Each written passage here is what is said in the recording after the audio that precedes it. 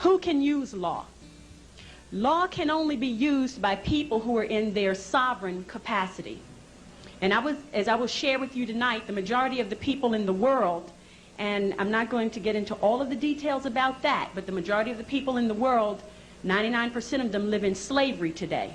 So in 1863, via the Emancipation Proclamation, and I challenge you to go look in a law dictionary and look up the definition of emancipation and proclamation, and you will see that a proclamation is not a law.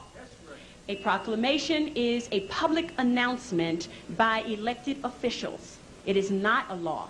So the Emancipation Proclamation of 1863 did not set any slaves free.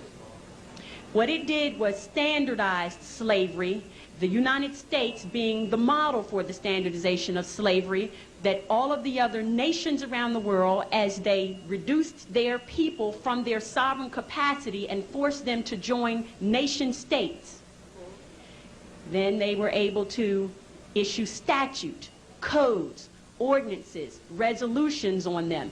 And a statute, as in a state statute of the Commonwealth of Pennsylvania, is not a law. It is corporate policy of the corporation that calls itself the Commonwealth of Pennsylvania Incorporated. All right? Now, a code is not a law. The United States codes, the code of the laws of the United States of America that are used in federal court and the Supreme Court, are not law. They are what they say they are. They are codes, ordinances, and resolutions of a municipality of the city of Philadelphia, which is a private nonprofit corporation that calls itself the City of Philadelphia. An ordinance and a resolution, as in parking ordinances, they are not law. They are what they say they are. They are ordinances and they are resolutions. All right? And the reason they are not law is because the only people who can issue law are people who are acting in their sovereign capacity. And the people who sit in these seats as elected officials are not, in fact, in their sovereign capacity. They are in a corporate ward status, meaning that they are wards of the state. They are members of the corporation, which is a nonprofit, that calls itself the Commonwealth of Pennsylvania. And as long as they have a birth certificate on record with the Commonwealth of Pennsylvania, with that birth certificate being a contract, a birth certificate is a contract, and as long as you have a contract with the Commonwealth of Pennsylvania Incorporated, you belong to them, and that's what slavery really is. All right? So who can use law? If you are a member of a corporate ward state, if you are a member of a corporate ward nation that calls itself the United States of America, you are a citizen. Look in the law dictionary and look up the definition of citizen. A citizen is not a sovereign. A resident is not a sovereign. Therefore, if you use an address, which is a fictitious number associated with a designation issued by a corporate ward, then you become under the jurisdiction of those people who are also corporate wards, but who are also slaveholders. All right? So if you are operating in that capacity, law does not apply to you. If you are a resident of the city of Philadelphia, which is a private nonprofit corporation, and you say you are a resident of the city of Philadelphia, then the ordinances and the resolutions of that private nonprofit corporation apply to you. If you are a citizen of the Commonwealth of Pennsylvania Incorporated, which is a private nonprofit corporation, then the statutes of that nonprofit corporation apply to you. If you are a citizen of the United States of America, which is a private nonprofit corporation, then the code of the laws, right, apply to you. But if you are a sovereign of the Moorish Empire, those ordinances, those resolutions, those codes, those statutes do not apply to you because you are not a member of the corporate ward state. It's as simple as that. And they understand the difference. This is why on their documents They use words of art. They use the word label. They use the word person. They use the word address. All of these things that place you in their jurisdiction, and you unknowingly fill out forms every day. And every time you fill out a form, you enter into a contract. I don't care what kind of form it is. It's a contract. A driver's license application is a contract. A Social Security application is a contract. When you call up the telephone company and you make a verbal contract over the telephone, this is why they can bill you. When you sign a deed, it is a contract. When you fill out a voter registration form, it is a contract. Does everybody understand that? Don't ever think anything that you put your signature on becomes a contract. All right? Now, the fact that you are not in your sovereign status means that you make a contract as a minor. They don't care. They know you are a minor because, and to be other than a minor, you have to be in your proper person at law. And how we write that is this: in propria persona. When you are in your corporate ward status, you look like this to the court. Pro se. Pro se meaning they get you in the court and they bring someone in called a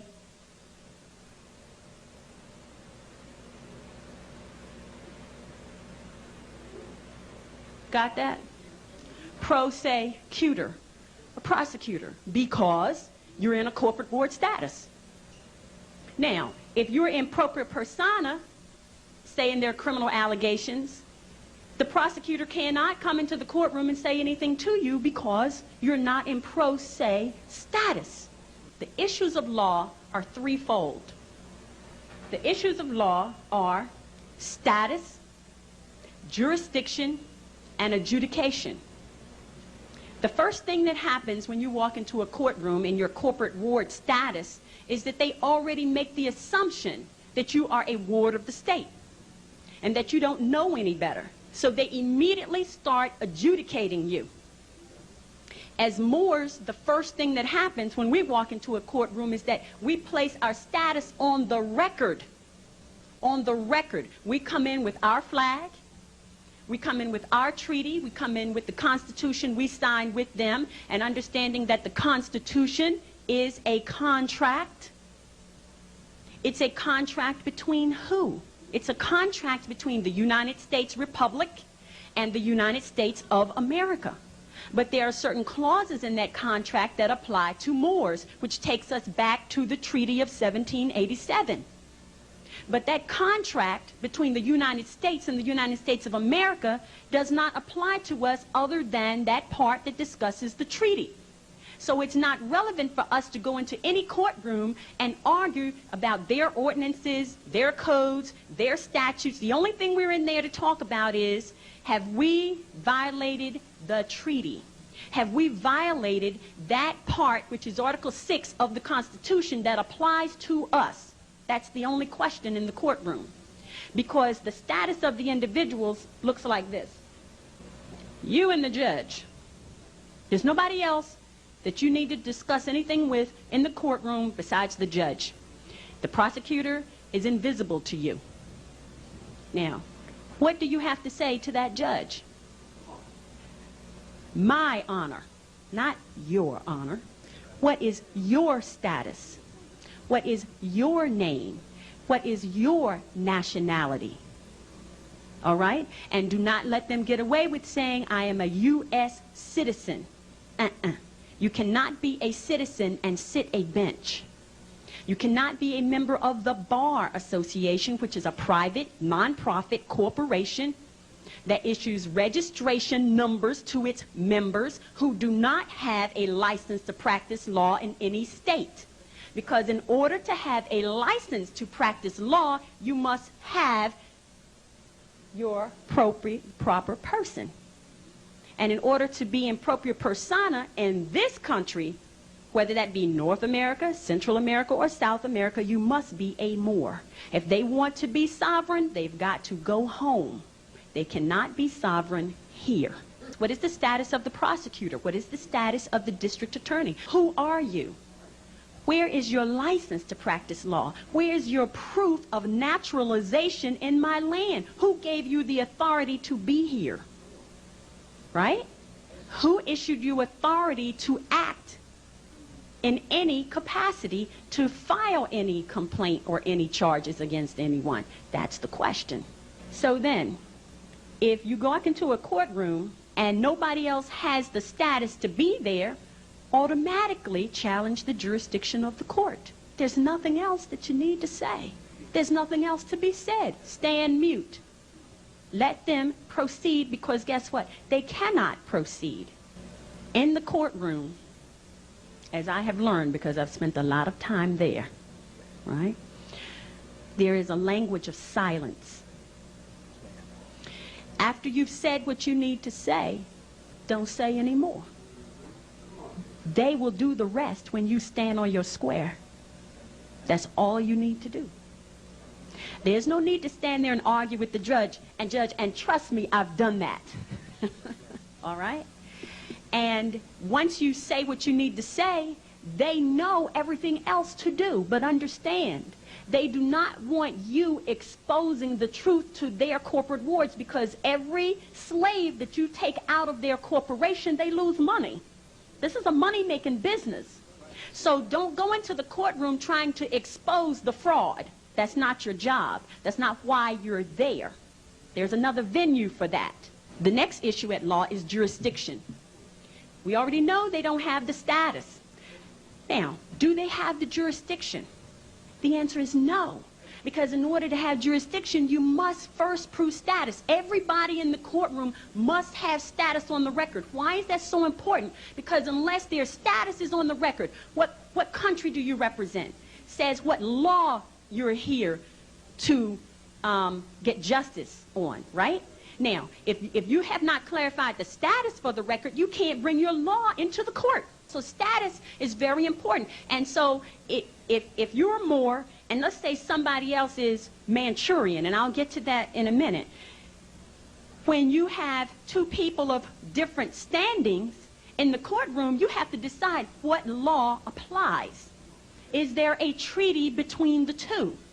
Do they have a constitution? Do they have any other trade agreement or contract that binds them and obligates the parties? That's the question. All right? So, if you walk into the courtroom and they immediately start adjudicating, you have no idea what law they're using. And I guarantee you, because status has not been established for the record, they're not using any law that applies to you. And they're not using any law that applies to them. They're simply using corporate policy, which is discretionary. If they like you today, they'll let you off. If they don't like you tomorrow, they'll give you some time or a fine. Okay? So status and then jurisdiction. Jurisdiction is going to determine what area, what geographical area encompasses the authority that that judge or that court has. All right? So if you're in a municipal court or a court of common pleas, don't go in there talking about the Constitution, because they don't have jurisdiction to discuss the Constitution with you. Do not go into a state court discussing the Constitution unless it's the state's Constitution, because the United States' Constitution they have no jurisdiction over, but they won't tell you that. They'll dismiss the case. Different jurisdictions. And don't go into federal court talking about city ordinances. You understand the difference? Okay. Jurisdiction. Then adjudication. Once you get to the part about adjudication, you have to ask the question, do you understand the law that applies to you, that applies to this matter? Because there's two types of jurisdiction. Jurisdiction over the matter and jurisdiction over the person. All right? Does the court have both? They must have both in order to proceed. They don't tell you these things, but this is very important. So if the court has gotten to the point of adjudication, all right, which for me, I don't have that problem. But once the court gets to the point of adjudication, then they're ready to start prosecuting. They're ready to find you guilty of something, some kind of way. And the reason for that is because it's a business. And once you enter there and they seize jurisdiction over you, they adjudicate for the sole purpose of getting some money. That's the bottom line. They don't care about you, whether you're innocent or whether you're guilty, none of that. How much money are they going to get out of this? And their little club that they have called the Bar Association, their members have to be fed. So they want to make sure that this one gets fed and that one gets fed. And that's fine, because that's their corporate thing. That's the way they make money. And if they're going to make money being deceitful and all that, that's the karmic baggage they've got to carry. But you don't want to be a participant to it. That's all. Okay. Color of law. Colorable, color, means something that pretends to be something that it's not. Colorable court, colorable money, colorable law, colorable people. Any people who call themselves colored, Negro, African American, Indian, Puerto Rican, Chinese, Australian, all of these are colorable labels, but these people for the most part around the world don't even know this. But because they call themselves Chinese, as I was getting ready to say to you, they are part of a corporate nation state as well, because the country of China is Manchuria. The nation state, the corporate ward nation state is China. That is not the country or the sovereignty of the people. The people are Manchurian. All right? You understand? Say anybody who wants to call themselves Puerto Rican. Puerto Rico is a corporate nation state. It is a private, non-profit corporation that has a charter issued by the Moors, where they have the authority to conduct commerce and trade on the island of Borncano. Boricua. Right? Boricua. That's the name of the people. Borncano is the name of the island. Puerto Rico is the private non-profit corporation that has the charter to operate within the geographical boundaries of Borncano. Most Puerto Ricans don't even know that. I go around telling people all the time, you're not this, you're not that. This is who you really are, because people have grown up into slavery for generation after generation in all these corporate nation states who belong to the United Nations, which is a private non-profit corporation trade association for nation state corporations. Got it? In order to belong to the United Nations, you have to be a corporate ward state, nation state. Otherwise, they don't want you. And they will go to war against a country and take the people out of their sovereign capacity and say they're setting up democracy all around the world so that they can take people out of their sovereign capacity and take them away from the law and impose corporate statute on them. And that's exactly what they do. All right? Now, color of law is in full swing all around the world. All around the world. And they have a clique where they're all intermingled and they all agree to participate together in this game. Right? Now, it doesn't matter where you go. Just like most people think you need a passport to travel from company to company to company that are called nation states. So you do need a passport if you call yourself black or African American or a U.S. citizen or any of those things. Yes, you need a passport to travel from one corporate nation state to another. But when you're traveling from one country to another, you do not need a passport. And those countries will tell you you don't. Depends on what you call yourself. You understand? Now, the reason that we have to have colorable law and colorable courts is because so many of us agree to be slaves. We don't need colorable courts and colorable law otherwise. But the people who agree to be bound by the 14th Amendment, which covers civil rights, which covers Negroes and African Americans and Jews and Hispanics and Indians and all these people like that, if you agree to call yourself that, they have to create a statute that applies to you, because law doesn't apply to you. So it's not their fault. It's the fault of the people who agree to be outside of their sovereign capacity. Now, the law of the land. The law of the land, as it applies to the United States of America and the United States, is their Constitution. The law of the land, which supersedes that, which if you go and read the Supremacy Clause of the Constitution, you will see that the treaty, in particular the Treaty of 1787, which was last signed and ratified in 1986, all right, it's re-signed every 50 years, that it's the treaty that is the actual law of the land. Now, that being the case, how do we make that treaty work for us? We always say they're not honoring the treaty. This is the oldest treaty in the world. Did y'all know that? And it's the only unbroken and longest standing treaty in the world. Did y'all know that? Now, that treaty protects us. You need to go get a copy of it, the Treaty of Peace and Friendship of 1787. All right, signed by the Emperor of Morocco. Actually, he signed it in the month of Ramadan in the year 1212 601. All right, which translates into the Gregorian calendar year of 1787 because they added 586 years to our calendar. All right, so in terms of using the law of the land, and when you express these things to them, you don't even have to go into a lot of detail about it, because those who rule and those in government and those who sit on those judicial benches know what this doctrine is, and they adhere to it. But the problem is there's not enough of us standing up defending it. Okay? How to correct the issue? The people must be in their proper person. The people must act in their sovereign capacity. As the brother said earlier, how do you behave as a sovereign?